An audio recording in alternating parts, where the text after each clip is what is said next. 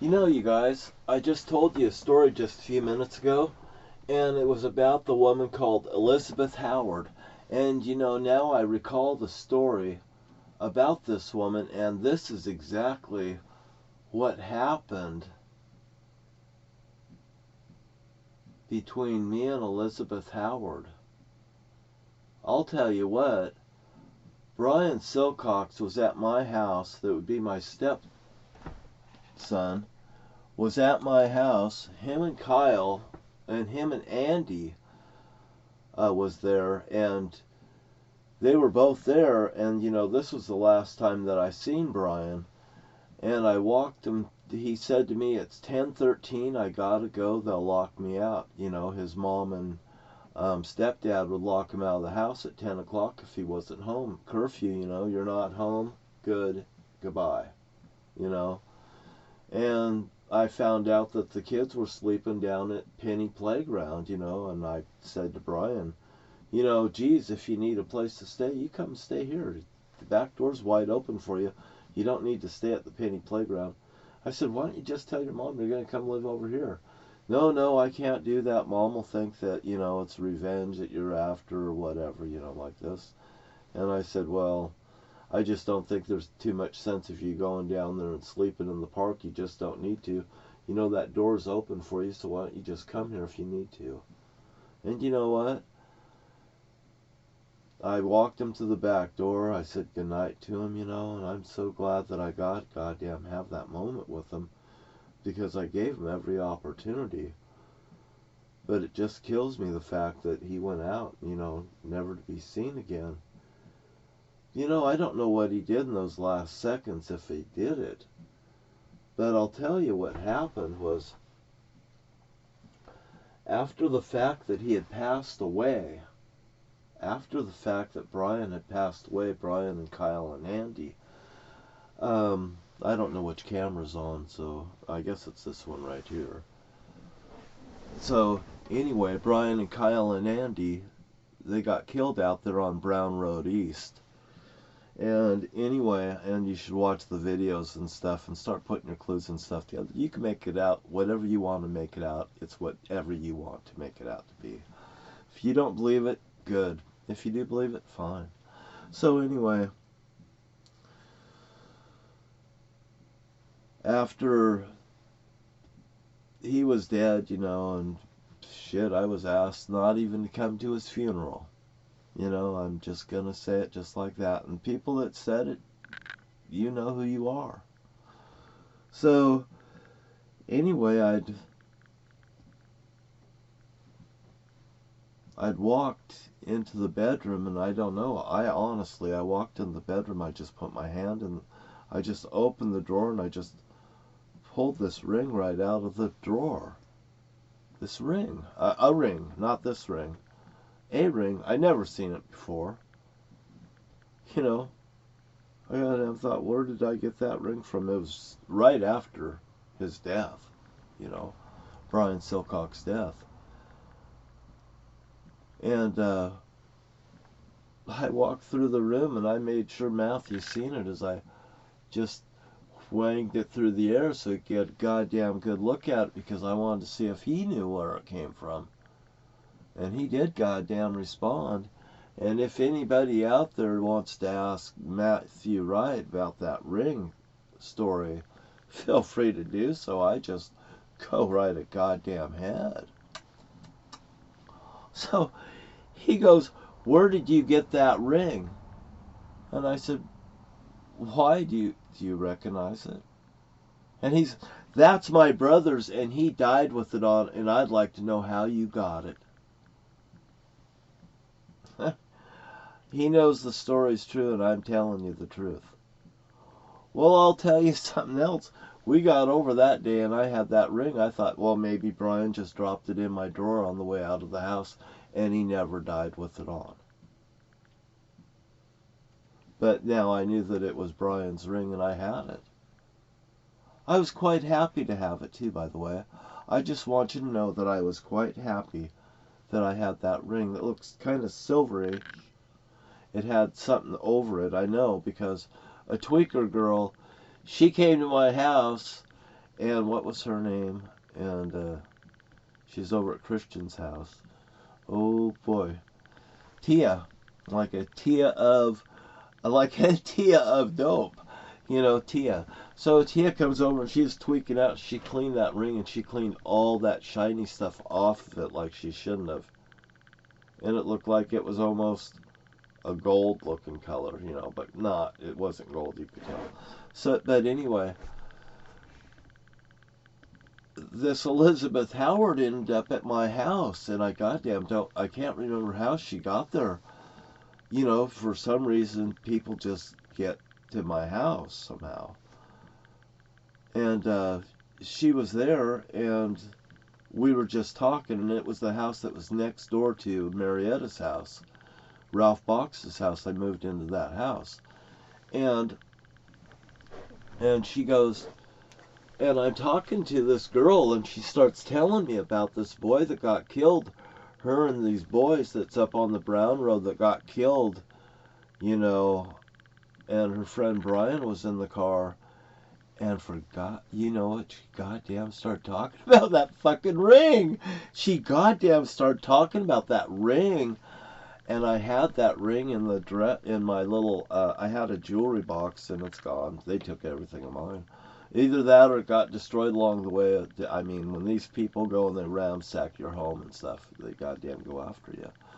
So, she describes this ring to me, and I'm sitting there, I've listened to this story and everything, and she's made this ring with this boy that got killed, Brian. And, I mean, I'm just gosh darn overwhelmed, and I am telling the truth. And I walked in the bedroom, and I went and I got her the ring, and I said, here, I think this belongs to you, and I gave it back to the woman. And anybody can actually track down Elizabath Howard. I hope she's well. She was a girl that was, she was on dope, and you know what? I had sex with her. I had sex with her. She was goddamn beautiful. She was so hooked on dope. I mean, to be honest with you, I took her. She was so hooked on dope. I took her to her parents, and her parents said, please. Her dad told me, he says, please just take her home and keep her. I mean, like you can have her, just take her off my hands, And she had a child that was there at their house, and they were taking care of the house. I'm sure they were getting convenient money, because Elizabath Howard started telling me about how they get the money for this her child and stuff, and it's fine that they have the child, but they don't want her. And and she's pushed out in this direction into the drug world, and you've made your bed, get out, and we'll take the child, that's your money, but like this.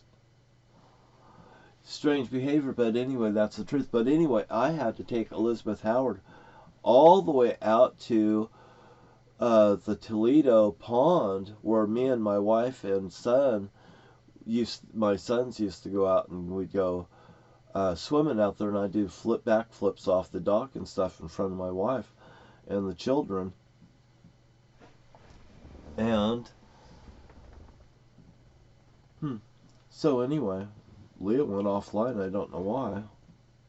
Maybe something happened while we were talking. She'll come back on. Maybe it just cut off. I don't know. But anyway, oh,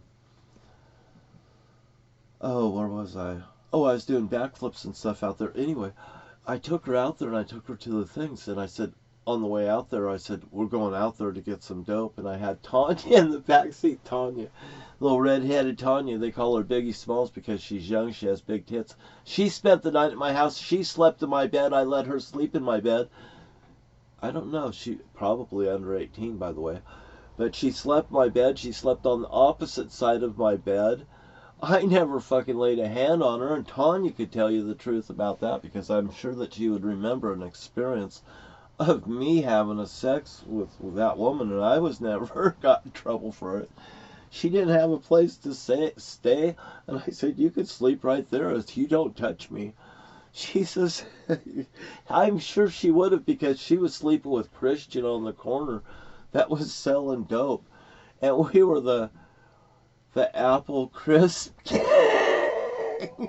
And that's a goddamn funny joke, you know. But this Elizabath Howard, I took her down there. You know, there's all this dope, and anyway, I think I did something here. I'm sure I'll give it back here. Are we on? We're on. Okay. So anyway, I take Elizabath Howard down there, and on the way down there, I said, "Yeah, we're going down there to get some dope," you know, like this. And Tanya's watching me, and she goes, "Well, how will we know where he's at? Because she wants to goddamn know where Mr. Dope is, you know." And right about then, I see a car coming, and I go, "It's a red Mustang." And the car goes right past us, and I can see Tanya watching me, and she can see that goddamn car. And the girl was like, eyes are on us because she's just dope zoned, man. I'm telling you. And me and Tanya go out there, and we go out there, and I said, "You girls, you go." Oh, I said, "You girls go in the bathroom, and you just go in the bathroom, and you just wait there until I come and get you." And hear me say, "Okay, we're ready." You know, and Tanya, and that chick just takes off walking like a zombie, like she's been goddamn ordered to do so, you know, just in a straight line, go, you know. And I go, and Tanya just takes a few steps, and she just stops walking, kind of like Jim when the hunting thing goes, where they pin Jim down with the gun thing. Poo, poo, poo. Oh boy, that's a story in its own too. Howard Hoffman and Jim Wright. Oh boy. So anyway, that girl, she goes in there and she just fucking walking, and she goddamn, on the way over there, I go, "Come on, let's go." You know, we ran over to the car, we're fucking buzzed out of there. That girl went straight in that room. She never come out. I don't know how long she just stayed there in there. But she showed up back at the house later wearing really nice tight white pants on her ass and stuff. And I think she wanted to come there and stay. And I was like, no, I don't think so. You know, I mean, and she came with a guy that had half an ear on his ear. Half of his ear was like bitten off. So you know, he fucking narked on somebody. He ended up in jail, and you know that's how they mark a narc, is usually bite off his ear. Do you hear me now, you son of a bitch? You know, I'm just telling you the inside story to this crap. And I'm John Wright, god damn it, how would I know? Experience. God damn it, don't be treated like a retard, you goddamn it. You understand me. Where are you at? I got cameras everywhere. They're all around us. Don't be in my zone. If I catch a cop outside my door at 4 in the morning, there's no reason for you to be there. Again, and now I know why he was there. He was sitting here asking me, "What's Kevin Baker on?" I said, "I don't know what Kevin's Baker on. What is Kevin Baker on?" I said to him, I mean, Jesus Christ, what's Kevin Baker on? "I don't know what Kevin Baker's on. What is Kevin Baker on?" I said the same goddamn thing to him because I was just repeating this. What does he say? He's asking me at 4 o'clock in the morning, what's Kevin Baker on? That's what his first goddamn words was. I said, "I don't know what is Kevin Baker on." I don't talk to Kevin Baker because he's going through something.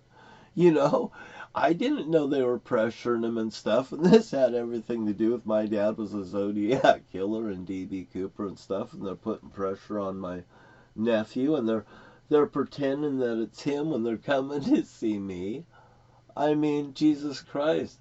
That guy says, he's saying that I molested his children. I said I couldn't pick out his children out of a lineup out of a lineup. I mean, I don't know if I ever seen Kevin's children.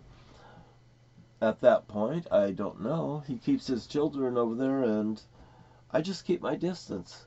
I mean, with what I go through, I found out a long time ago, just keep my distance from everybody.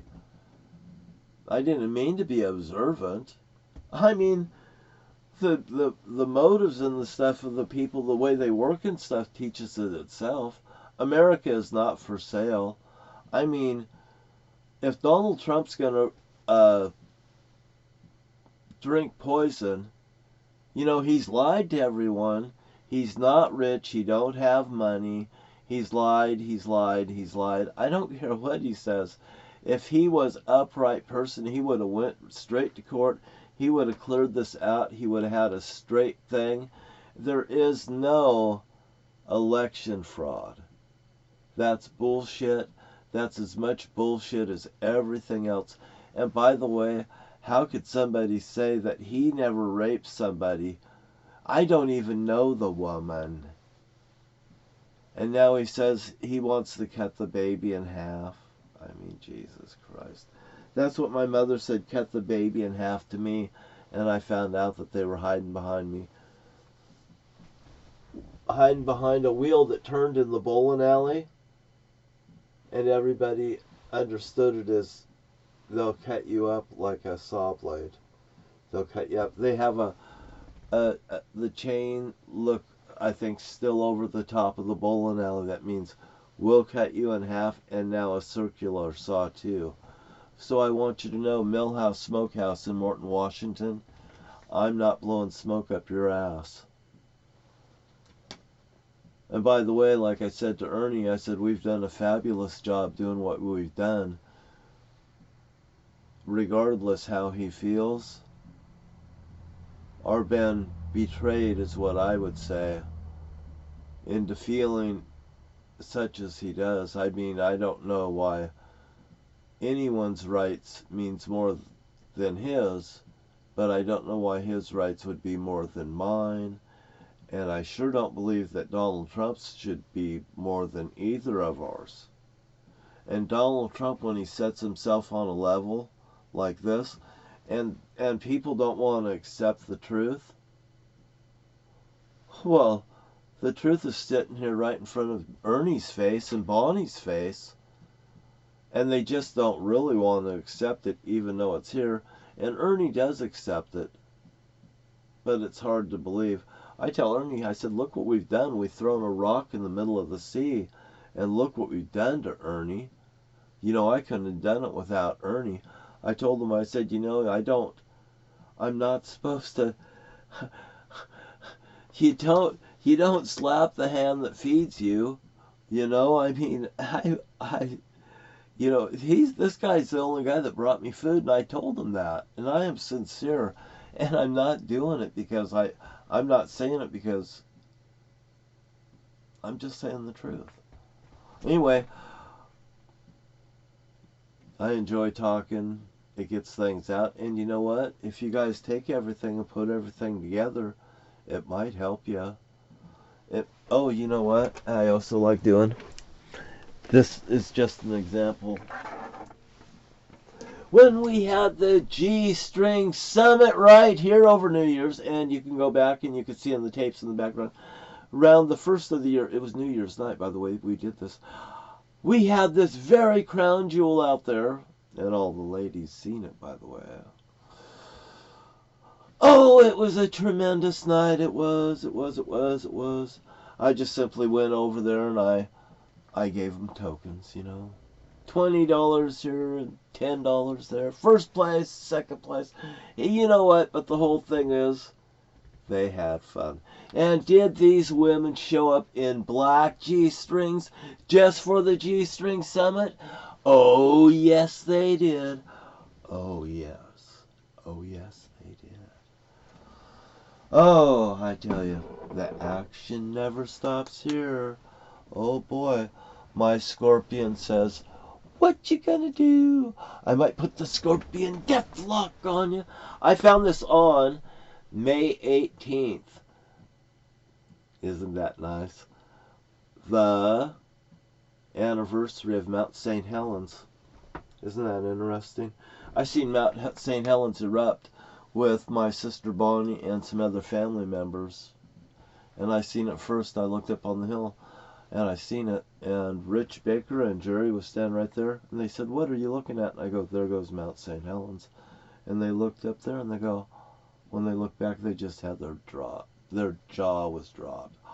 You know why? And those two guys right there, I think they were actually traumatized by the way they looked. It was just like somebody had a gunshot right in their head.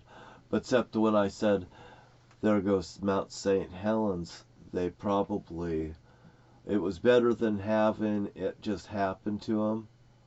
I had it happen to me and I watched it. And also that morning that I witnessed the Mount St. Helens, May 18th, 1980, you could smell a sulfur smell in the air. And you could also see deer that was migrating in through the area too. I mean, physically see deer in the town that morning prior to the mountain going off. Anyway,